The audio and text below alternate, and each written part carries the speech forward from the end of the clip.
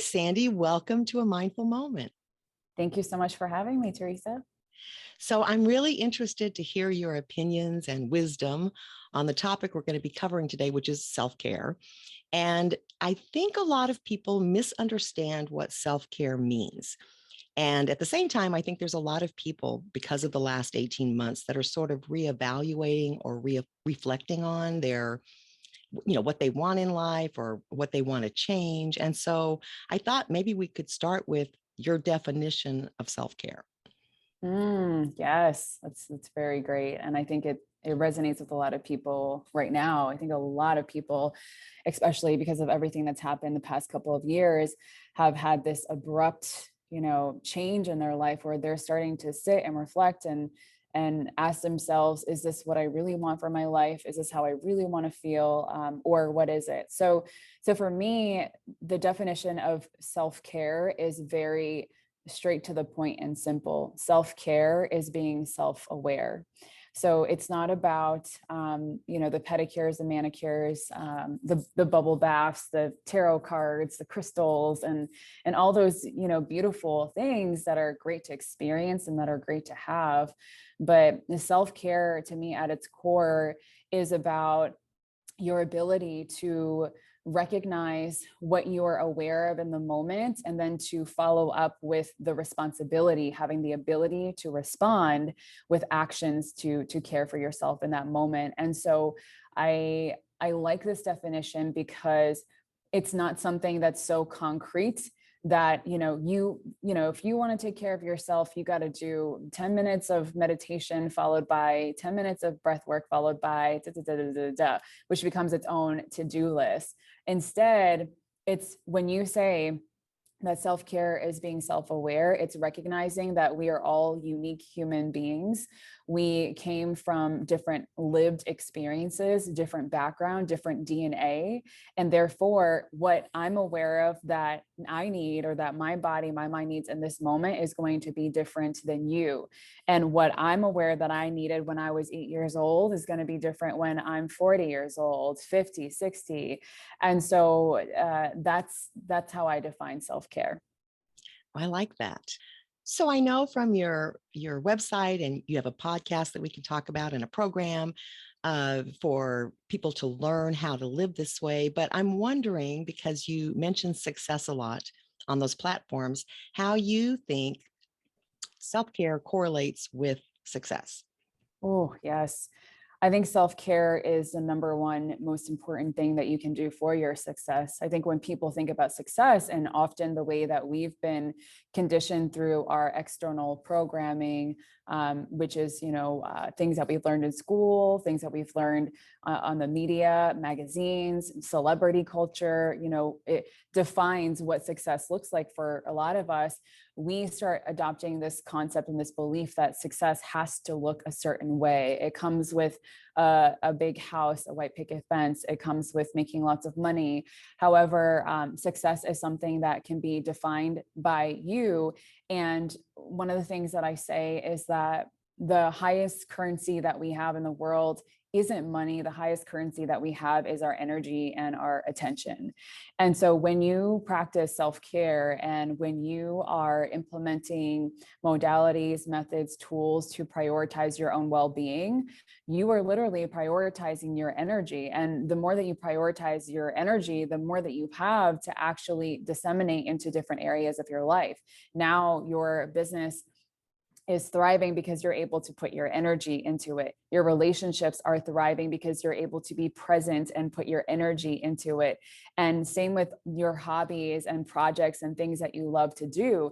And so everything in the world requires energy. And when we take the time to take care of ourselves and practice being aware moment to moment, and being mindful about what we need in each moment, we're able to really prioritize our self-care, which the byproduct of that is success in every area of your life. And that's, to me, is what makes us prosperous human beings, which we're all here to experience, is this prosperity.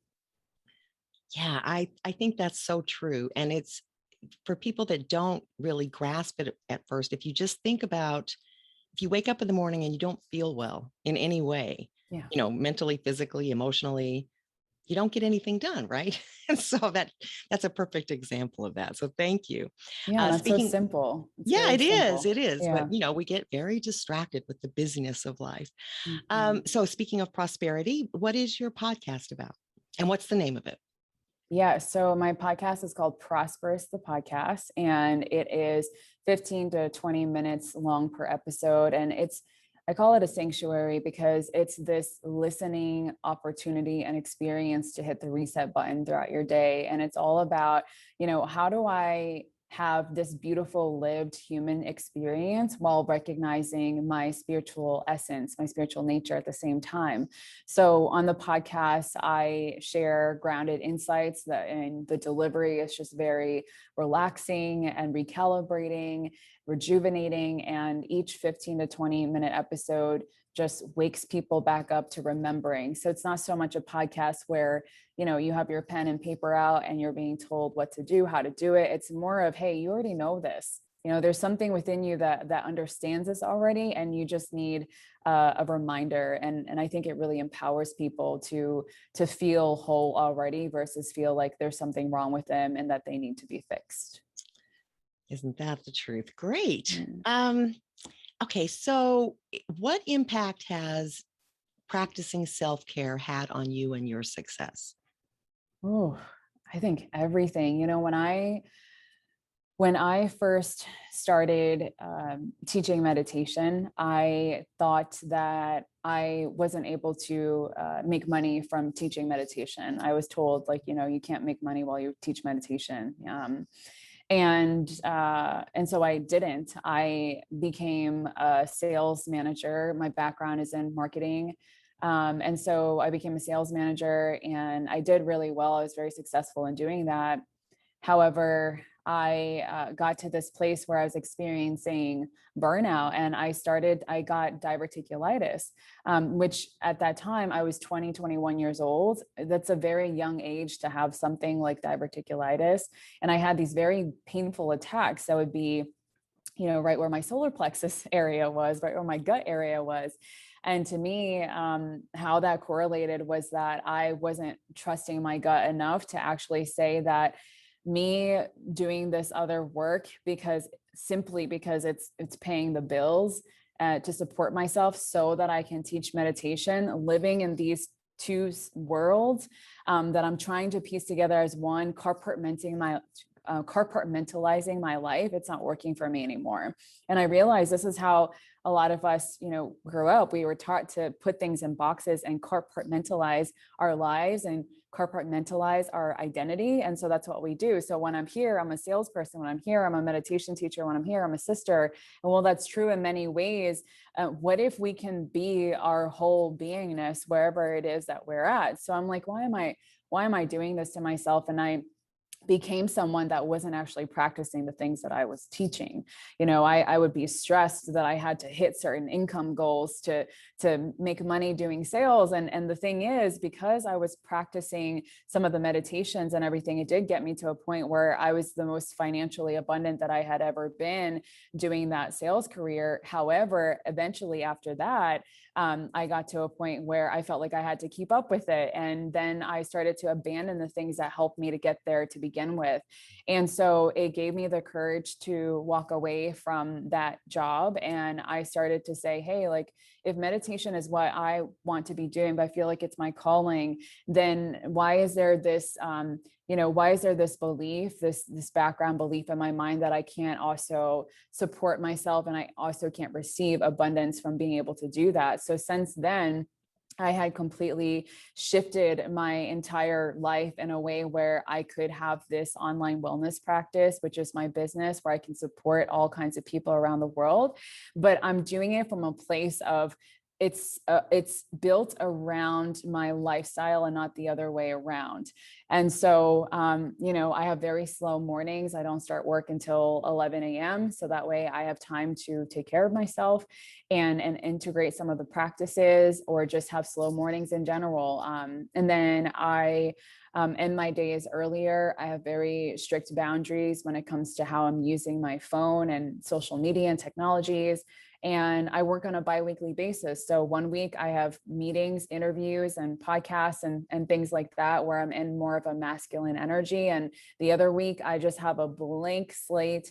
And it just gives me this opportunity to be a kid, to allow my inner child to come out, to paint, to sing, to write, make videos, do whatever it is that I creatively feel called to do. And so it's a completely different lifestyle, but that came through from, these self-care practices. And now I feel like I'm experiencing the feeling of what success is, because not only am I doing the work that I desire to be doing, but I actually am enjoying it in the process, versus my old self was like, I'm going to achieve all these things and hit all these goals, but you hit the goal and you're not even feeling anything. You don't feel any different, and you can't even enjoy it because you're not slow enough to actually be present with it. So Yeah, I had a client yesterday, a coaching client, who was expressing all the things they don't like about their job, reports and writing and, you know, sort of technical stuff. And so when I asked what she did like, she said, well, I like everything creative. I like to draw. I like, she's going through this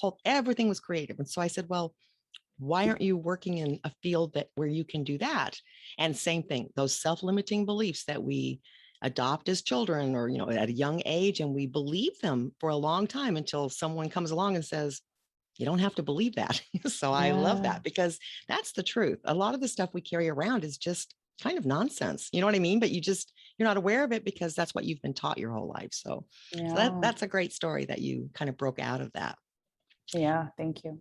Um, what do you what are your top three favorite self-care practices? So if someone was like maybe looking for an effective practice to start, what are your top three?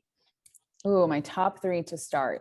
I like to share really simple things, because here's the thing: if it's not simple, then your brain is going to trick you out of doing it, and you're going to justify that you don't have time. So, my top three favorite is spending time outdoors. So, if you can spend a lot, 10 minutes a day going for a walk outside, but, take your shoes off, allow your feet to touch the ground, and be present with what is around you. Try not to bring your phone with you, because, even just having your phone on you alone, you're going to create this addiction to constantly checking it, even if you have it on silent. So don't bring your phone with you.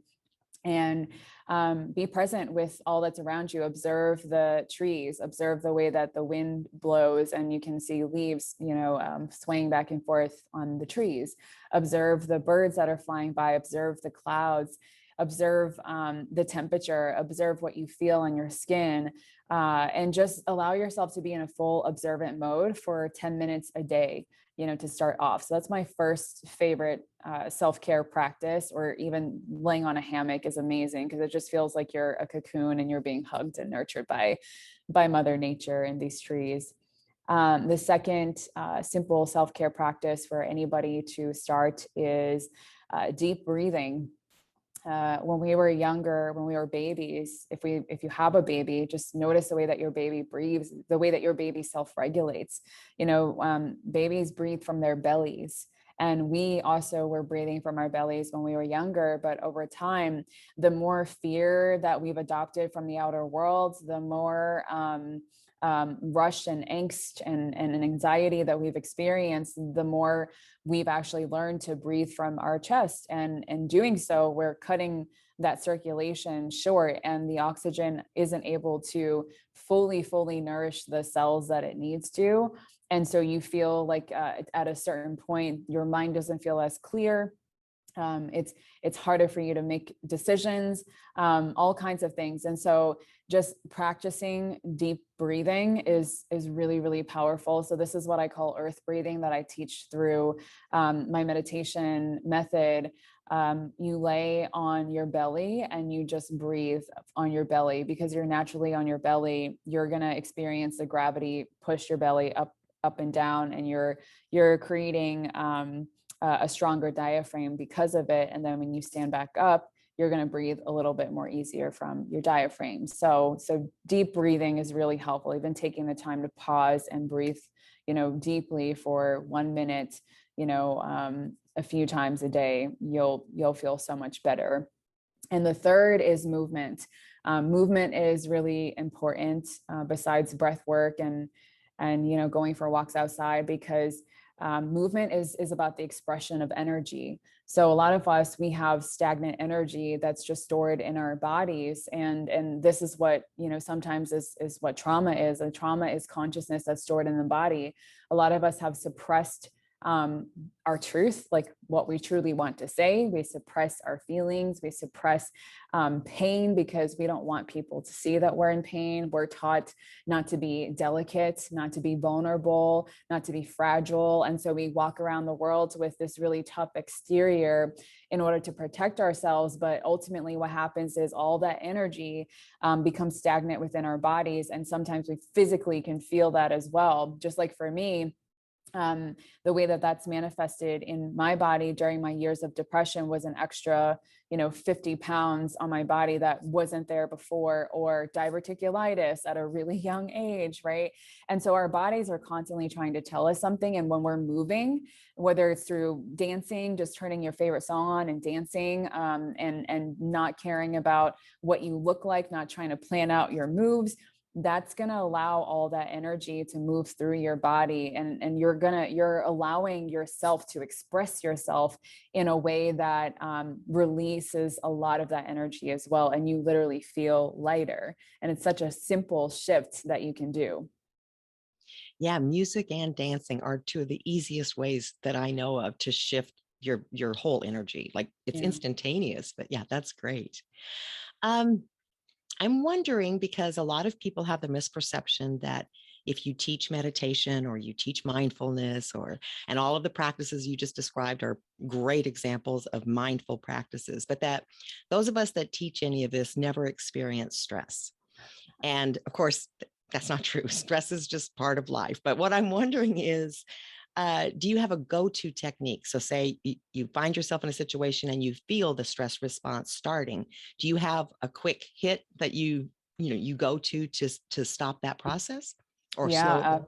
absolutely. And thanks for highlighting that, because we're all human beings. We're all spirits here having a human experience. And if you were someone that said that, you never experience pain or stress or anything, then you're sadly avoiding yourself of this human experience. And there's a lot of powerful lessons to learn there. So thanks for spotlighting that. So for me, whenever I feel like I have a lot of tension that comes up in my life, first I put myself into an observant mode. And I think because of practicing every day and being a lot more diligent around it, it's helped me to slow down my reaction time. So whatever the stimuli is, whatever it is that's causing the stress, I'm actually slow enough or to be calm enough not to react. Like, even try telling me a joke, I'm not going to understand. I'm not going to understand it until another 2 minutes. That I'm just making fun of myself. But even when there's a certain trigger, there's enough time in between, enough space for me to actually sit in it for a moment, and then I can respond. But sometimes when there's a repetitive amount of tension that I'm experiencing, and there are triggers that happen because there's certain things within my own unconscious that needs healing, I resort to movement, and I resort to breathing practices. So a really powerful breathing practice that I love that just really helps to balance out the left and the right sides of my body, my masculine, my feminine energy, is alternate nostril breathing, which is Nadi Shodhana. I found that whenever I've experienced any tension and I just sit down and I do some alternate nostril breathing, it recenters my mind, it recenters my body, and it takes me out of thinking from the past, thinking towards the future, allowing myself to be more emotionally triggered. Instead, it's creating this recalibration of almost like a blank slate for me to see whatever that situation is in a different perspective, but not just see it, but my body is feeling relaxed at the same time. So I think that's really powerful, because oftentimes when we feel stress, we stay in that stress response, and that just spirals.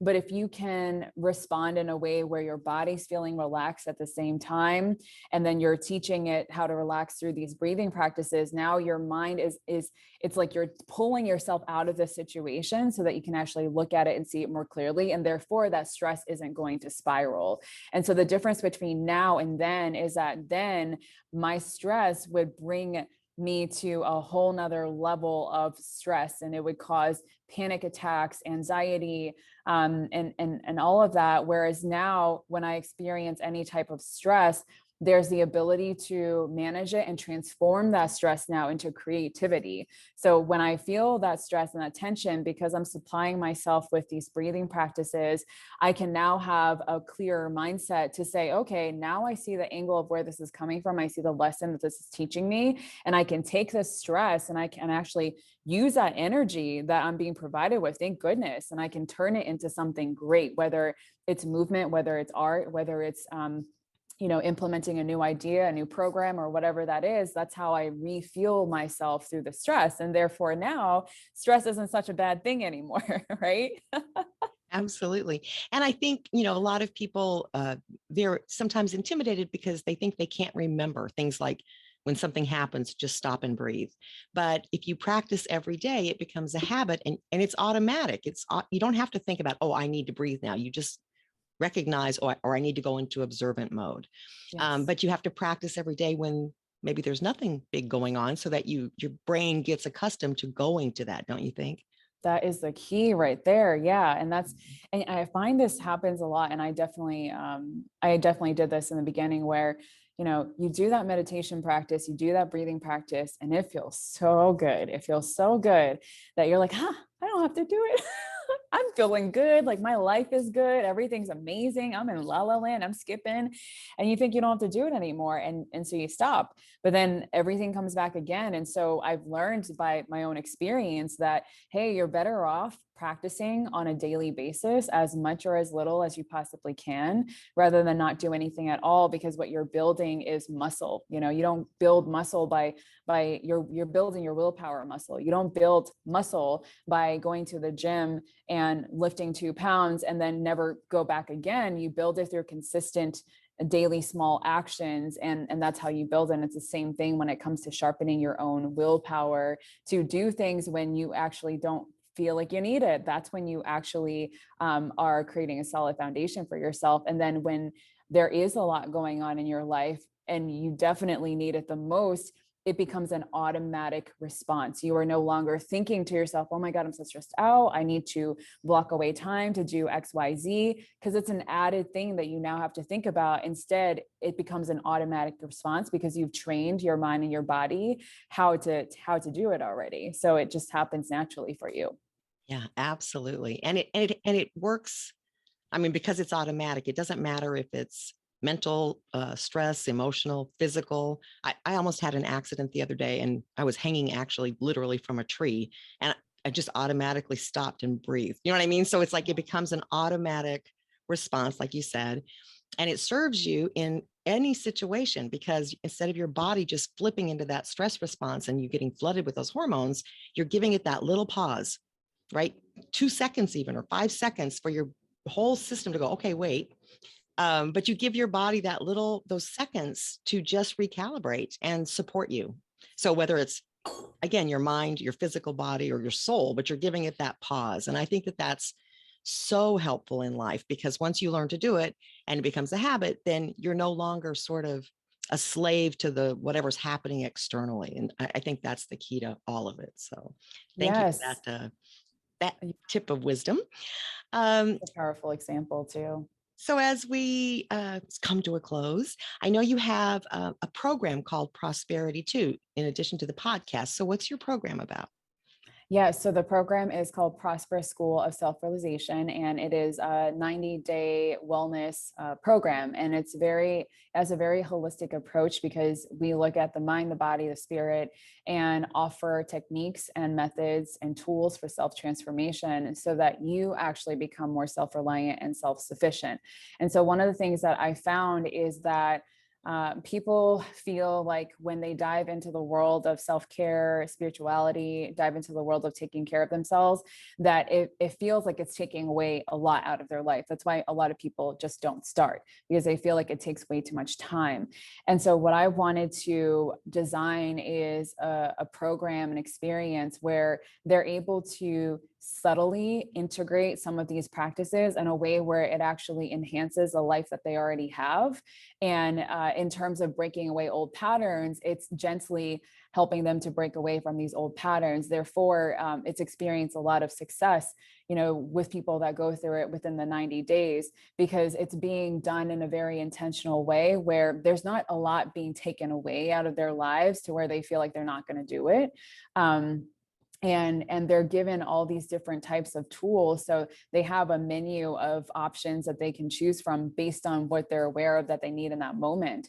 And so they can constantly go back to that saying of self-care is being self-aware. I'm noticing that I feel stressed right now. Okay, so let me try this breathing practice. Or I'm noticing that there's a lot of things coming from my unconscious mind, and I'm recognizing XYZ. And so the program doesn't just teach you the what and the how, but the why, so that you actually feel more empowered to be the creator of your own life. And you feel more empowered to make different lifestyle choices that completely transform it within those 90 days. Wow, that's excellent. And if someone wants more information about your program, where should they go?